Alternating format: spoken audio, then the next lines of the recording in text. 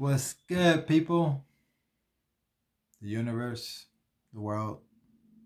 Back at you again with another fasting lifestyle video. This video is all going to be about scheduling. Scheduling. How I got started with fasting. The biggest things that I did to get started with fasting, I got a whole list right here in front of me that I put together for 7 months period when from the first day I fasted over 24 hours to leading all the way up to my biggest fast 6 days. So, and I got a lot of things here that I did: food fast, dry fast, water fast, liquid fast, and juice fast, raw fast, and a mono fruit fast.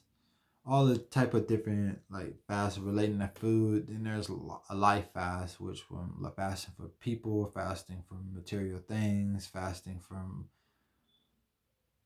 emotional triggers, and fasting from addicting things like who knows, anything from cigarettes, sex, to gambling, to being a yes man, to being anything. You know what I mean? So just setting that mental goal, like I'm better without. Let me go a week without doing this. Let me go a couple of days without doing this. So yeah, I kind of, let's see, what year was it? 2016. I was 2017, 2016. In between there, I was looking for a journey to help solve my health and jumping back and I wasn't jumping back and forth. I had changed from a vegetarian, from eating a whatever diet, to eating a vegetarian, to eating a vegan for a longer period of time. Then I went to pescatarian, and understanding my journey is trying to understand my body at the same time. I was doing a lot of reading, doing a lot of listening to testimonies, doing a lot of researching doctors and seeing which doctor had the right answer. And I felt like nobody really had the right answer because the right answer was all in front of us, and it was understanding self first rather than trying to find somebody else to understand me. And that's when I started looking within and asking the question like, yo, what's the best thing that's going to help me to help everybody else? So it came down to fasting. I came across it a couple of times, and it was never no big eye popping thing, but it was always something uh, that was kind of right there, but I never really put a finger on like, what the fuck is this? But being raised in a Baptist family, um, I seen fasting inside of the Bible plenty of times. Nobody in my family never talked about it. Fast forward all the way up to high school, middle school, and high school. I went to a very diverse high school with a lot of Muslims who did a Ramadan, and they fast during that time, and I didn't understand that. I was questioning a lot of friends, and I had a couple of friends that was a Muslim on a football team and track team that was fasting, and I was like, what the fuck? You're not eating all day? You're only eating when the sun is down? How the hell to do that? And it was like, just put your mind to it. I checked out of it and was like, oh, I can't do that. I got back candy in my pocket right now. You know what I mean? So it comes down to understanding that, yo, this is very something that's mental tough, but it is like the benefits of it is crazy. That's what I want everybody to be on. Like, yo, the mental clarity I got, the gratitude in my heart and being grounded. I want everybody to feel this. Like, period. Like, period, point blank. So in my past couple of videos, I explained like how I started got into big fasting. It was off a tooth pull. So I had a real bad toothache, and the previous year I had 4 of my wisdom teeth pulled, and I had a bad tooth pull. And they wanted to give a root canal, and I was like, nah, I'm good. They always try to sell me on that, and this ain't gonna work. And then the next year, the tooth below that was going back. All these tooths had caps on them, and these caps were slowly falling off one by one. Another video I explained how these caps they have an expiration date, they don't last forever. But they were starting to fall off one by one. And this one had fell out, and I was cleaning it. And it was like, I can clean as much as I can, it still was hurting. So it was time to pull it. And I remember I was cleaning it like 3 or 4 times a day. And I wasn't, no, it was like this point I was starting to fast, and I was doing intermediate fasting, and I was doing 20-hour fast just so I can not feel this pain. But I wasn't really getting to all of it all the time. So some days it hurt for days on end, and some days I clean it every single day to get it out clean. But got to the point where it needed to go. It was like 2 months in. I was like, nah, I ain't sitting around with this shit every single day. So right before I went, I emailed a holistic doctors not in my state, a holistic dentist, and asked them about like, yo, if I get my tooth pulled, what if I fast after? And he was like, that's the best thing you can do. He's like, you're literally not putting nothing in your mouth, keeping it closed. It won't, like, when you get your tooth pulled, it's like extra saliva, extra blood to help. Like, it's the reason that's in there. It's the reason that your body is producing that to help it. And if you eat anything, it'll disrupt it. That's what he was talking about. He was like, yeah, so it'd be good. So yeah, I got that tooth pulled on a Thursday morning, I believe. And then I went on a 36-hour fast. So that was my first fast over 24 hours right after the tooth pull. And so I broke that fast with a super strong green tea. And it wasn't like a detox tea, it was more like a building up tea. So this one gave me energy. It was more like a spirulina and moringa tea mixed with, like, I have my own little potion I make, but that was the main two ingredients. And that really helped me out with the inflammation in my mouth, because I wasn't really big fasting before then. My diet wasn't perfect before then, and I got them tooth pulled, and that tooth really hurt. It was throbbing for a whole day. And then I think that since I had fast, that throbbing went down the next day pretty easily compared to what I hear other people have after the tooth pull. But after that first month, so before I got my tooth pull, I was doing like 18s and 20s intermediate fasting. Got the tooth pull, did a 36. And that was the month of December. And the rest of that month, I did 16s and up. I only did a few 16s, but during Christmas and New Year's, Christmas Eve, New Year's Eve, and New Year's Day, all 4 of those days, I did a regular 8-hour eating window. And then I was back on it until after my wife's birthday, and that's in January. And so after that is when I did a 2-day fast. I did a bunch of 20s before then, and I did a 2-day fast. I was like, all right, I kind of like this, like doing a 36 and doing a 48. I was like, all right, I like this. You know what I mean? Not eating. The hardest part was I had already broke the hump with intermediate fasting because I had did that 6 months prior to doing a block fast, and I had already caught myself like being in the middle of intermediate fast and not eating 4 hours before I went to sleep, then waking up being 2 hours. I'm going good. I'm doing good. Then I'm making my kids food and I slip something in my mouth. I'm like, oh shit. I'm not supposed to do that. You know what I mean? It took about 10 of those until I realized, like, yo, stay disciplined.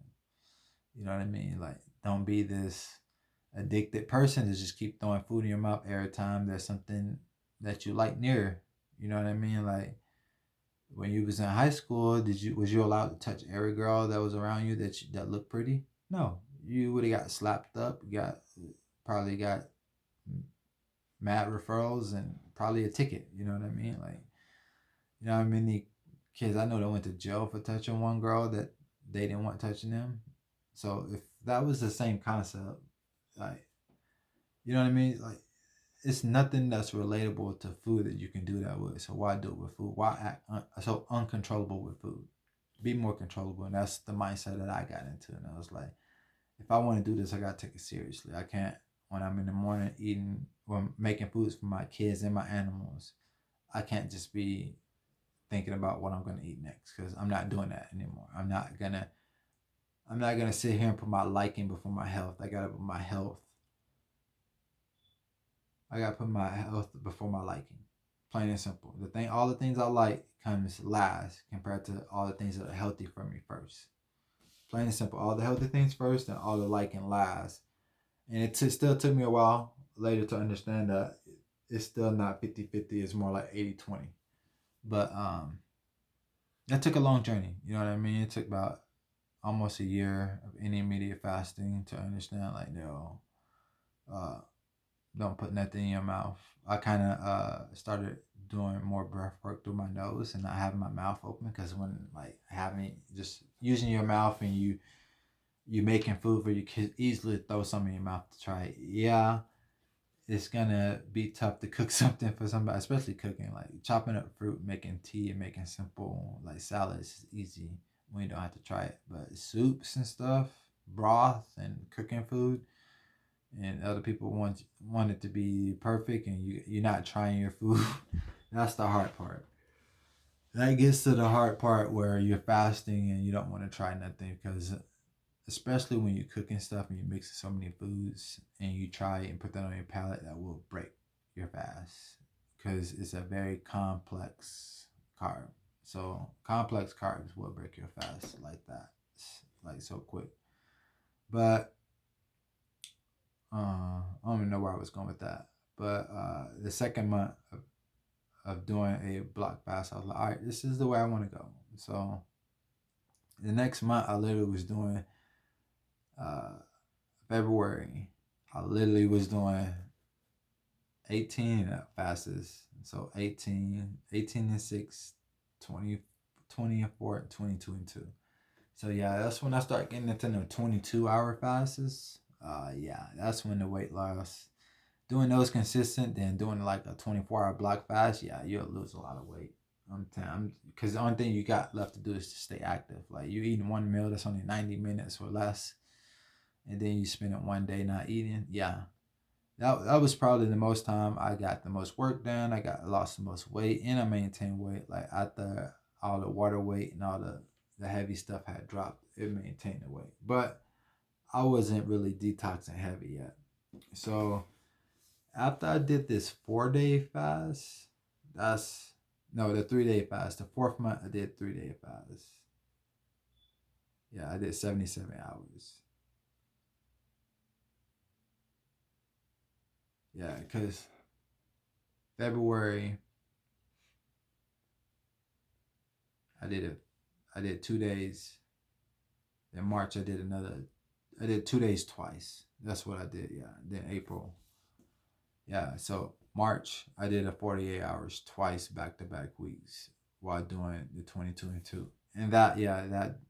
So in between February and March is when I lost a lot of weight, and then I kind of gained back because spring hits, of course. And that's what you gotta learn about with eating foods as an in season. When spring hits, yeah, a lot of fresh berries and vegetables are out, so time to eat raw. And and I didn't do. I don't know the real reason why I didn't do it. A 70 plus hour fast, but the next month I did do a 77-hour fast, and it was great. Had some detox symptoms where I feeling fatigued, because a lot of people say after that third day, after the second day, halfway through, fatigue really drops in, and it does, especially your first time passing the 50-hour mark, the 60-hour mark. Yeah, this is what I'm saying, people. You got to understand that when you're fasting, you're getting more energy within the same time you're getting energy out. Yeah, you're feeling like you're on top of the world. You can go do whatever, but slow your roll.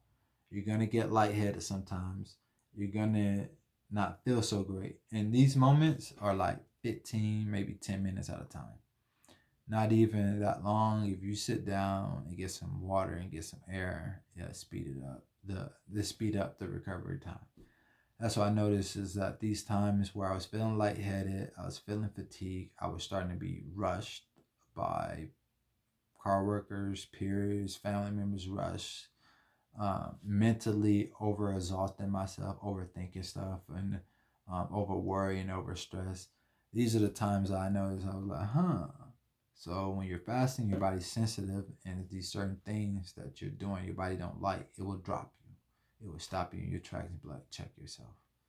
That's what I learned, like to listen to my body. These simple things that you have to do, listen to your body. So that 77-hour fast, I kind of understood that this is not a race. This is a marathon. all right, let me slow down with it and not try to hurt myself and take it slow. So after that, I started doing my 20s again, 20. Like I'm doing this consistently almost every day. There's probably like one day a month I'm eating over an 8 hour window, or I'm going out to eat with my family. That's something that's not a part of my protocol. But that was month 4, so month 5, May. April was a 77-hour fast. March was a 48-hour fasts.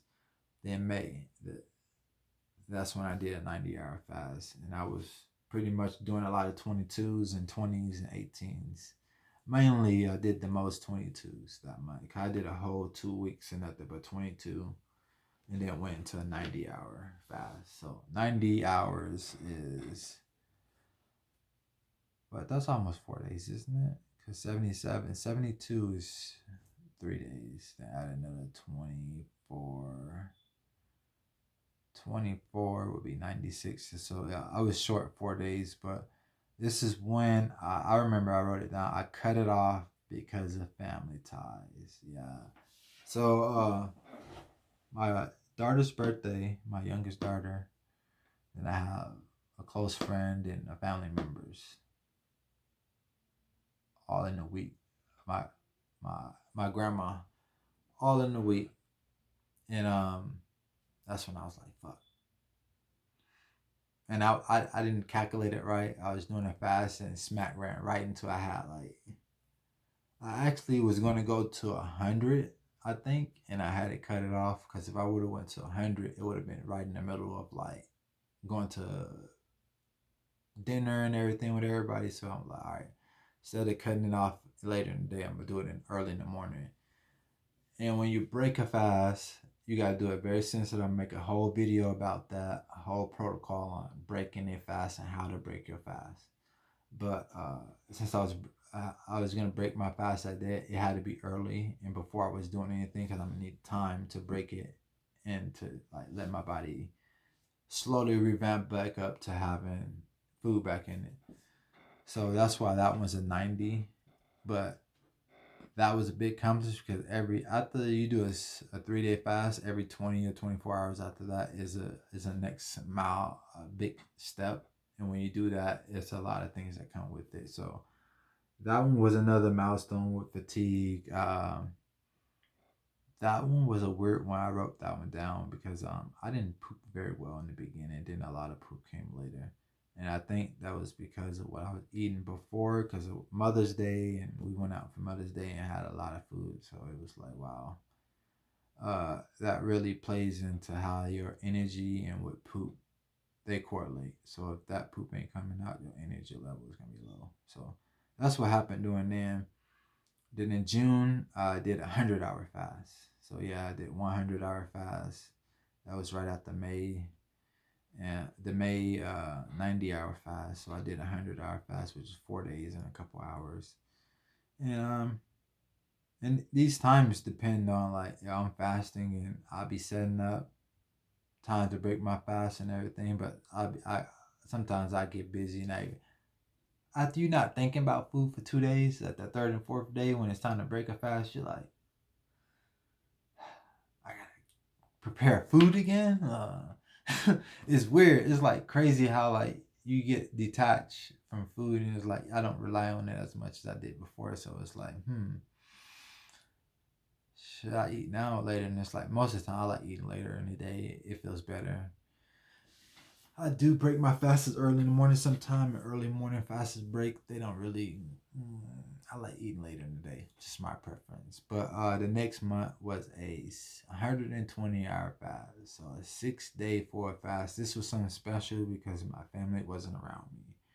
And this is what I heard from a lot of people. And this is why I took advantage of this because I knew about this months before. My wife was doing her training. And where she was going to go see other families. So she was going to have our kids with her in this city. Well, I was just a city away, only an hour away. And they was going to be there for 4 days. And I was going to be at home for 4 days. So, and we had a big trip, and I didn't have a lot of PTO, so I didn't want to use up my PTO for her training when we had other family members that can help. Plain and simple. So this 4 day fast, 6 day fast, they was going 4 days, and I started fasting 2 days before they left. And then pretty much I wanted to be really, really work, so I didn't do nothing. I did some sunlight. I got some sun gazing in, the sunrise and the sunset. So I did alternate dry water, and that really had a lot of benefits. And so the 6 day, so this I didn't have a lot of. I had a little fatigue after day 4 and day 5, but I didn't really have a big reaction to almost. It was like a couple hours before the day. I had planned at 6.5, and then I cut it off at just at 6 because it was the first time my stomach reset. So this reset thing happened before to where it was just diarrhea that looked like stomach acid. And it was after day 6, and I looked it up, and it was a stomach reset. And this might happen at different points in your fast, depending on if you just started fasting. If you just started fasting, the longer your fast, that's when it will come. But if you start fasting more, you can have it happen on shorter fasts where your stomach resets, where it will reset the stomach acid in your body. And this is the big thing that I believe in because it happened to me. And body rejuvenation. Like, you don't need the ad to rejuvenate. A lot of people think that this is a hoax, and I'm like, nope.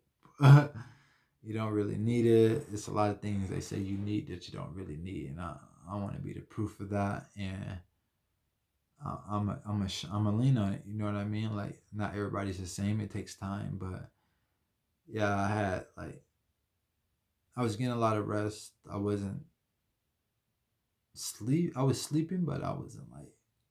It was kind of weird how the sleep was working because you start sleeping like a cat. You take these power naps, then you fucking good for 8 hours. And you take another power nap, and you good for 8 hours, and it's like, whoa, I'm getting way more work done. Like, I'm sleeping like really good, but I was doing these techniques like laying down when I was reading, putting my feet up higher than my heart, letting all the blood come up. Because I'm like, yo, man, I need this work. I never took care of my body before. I need this work. So a lot of things, a lot of little tricks like that, sitting down, putting your feet up, and feeling that blood come up to your heart, and letting your heart really pump it up all the way up to your feet and back, like letting your body really work, like really testing the waters. But after that June fast, while I was in it, I felt unstoppable. uh, I know a lot of family members. That was a big thing because at the end of it, I went up to see my family to the city they was in, and my mom didn't have no nice words. My wife was talking shit. Yeah, that's another thing. My family liked me being big. Like, everybody liked me being big. I probably met one out of 1,000 people that said you should be smaller. You should lose 50 to 100 pounds. Nope. Everybody want to be thick, big, and where you eating at? I know you eating at the good places. Who cooking for you? Like, that type shit. Like, nah. Get off that train. Like, this is a hell ticket. Food addiction is real. Don't be on that train. But yeah, after that 6 day fast, man, I did a bunch of 20s and 22 after that, but I kind of dropped the ball the next month. I kind of was like, oh, that was good enough. You know what I mean? I felt like I got a lot of rejuvenation out of it. I was like, I'm not gonna leave this lifestyle. You know what I mean? But I didn't keep up with this consistent pattern, and that's why I fell off. Because after July, it's my holiday season from August to February. It's a holiday season for my family where every other weekend they want to do something from back to school, birthdays, holidays, and Christmas, Thanksgiving, anniversaries, New Year's, like all that's in between that. Like, it's 4 birthdays in between that, and you got 5 holidays, and then you got school events, you got award ceremonies for jobs. So there's a lot going on in between that time. And I didn't gain my weight back because before I started this, I was right at like 210. When I was done, I was at 160. And yeah, 160. And I was proud of myself. I had never got down that low, and it was real work because I was staying active. I don't go to the gym, but I have dogs, kids, and I work over 40 hours a week. So staying active is something I do. I want more energy. And more rest wasn't giving me more energy. It was starting to take away. Better without. Started putting my health before my liking. I stopped pleasing my palate. All of that good shit I stopped doing. So that was my big spill. You know what I mean? That's how I worked my way up to a 6-day fast. I started 1 month at a time, and I wasn't like scared to do back to back weeks in fasting. This was just an experiment with my body, and I was trying to see what results I can get, and I got great results.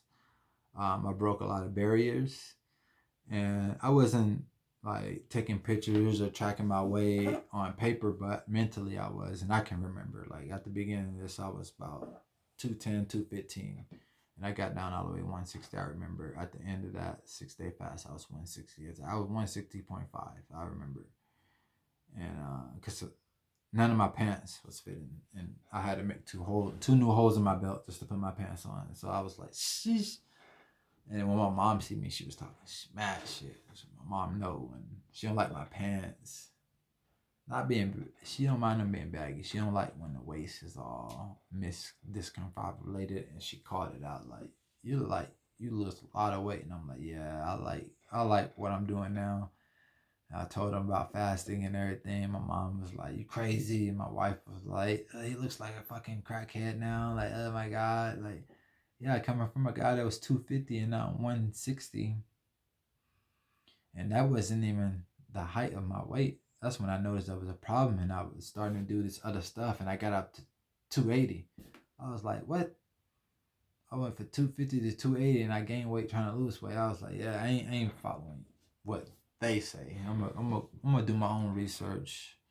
Went down a holistic route. Went down the box vegan lifestyle, the vegetarian bullshit. That's bullshit. The vegetarian eating cheese, don't. You're the worst investment for your body. It's dairy, plain and simple. Dairy is the worst investment for your body. But yeah, that's why the vegetarian diet don't work. That shit ain't never gonna work. The vegan, if you're a vegan chasing the vegan bee on the boxes, that ain't gonna work. Plant-based works. Pescatarian, whole food plant-based works. Eating all raw fruits and vegetables, nuts and seeds, that works. The keto diet works to be icebreaker, but living off that, no, you're not supposed to live off that. That's more of a game changer. Like if you want to really change your whole lifestyle up, but living in ketosis, no. I know I'm kind of doing that with fasting, but it's a whole different way when I'm not eating, because it's holding on to the food that it wants to hold on to it. When you eat in ketosis, you're eating this certain food, it keeps you in ketosis, and you're tricking your body into thinking you're in a stressed out state. And when you're always in ketosis, your mind is like getting burnt out every single time. You don't want to burn out your mind. You want to keep it cool, calm, and peaceful. Plain and simple. No stress, no worrying, no fight or flight, none of that bullshit. You don't want to be burnt out mentally. You just want to be cool, keep everything cool, calm, and peaceful in your head, and you can solve any problem, and you can conquer any fucking thing in this world. I swear to God, like it's crazy. But yeah, that was the schedule for how I got into fasting. Then after that, I did into a bunch of 3-day and 4-day fasting, because that's my work schedule. Is 3-4 days in a row working 12 and 10-hour graveyards, depending on my work schedule. Sometimes I'm only working 30, sometimes I'm working 50, 60s, and 70s a week. Yeah, I remember one time we was almost working 75 hours a week, and they thought it was going to be normal for like that. And I'm like, yeah, I need to look for a new job. I'm working 70 hours a week, 75 hours a week. I got a life at home that I enjoy, and I want to be there. And this is how I got more energy. So, yeah, you know what I mean? This is another lifestyle video, fasting lifestyle video, but thanks for watching. if you stay to the end, love you. It's all love. You know what I mean? I'm sharing my lifestyle to help everybody out there. But make sure you like, subscribe, and share, and comment. And just trying to spread the love. Peace.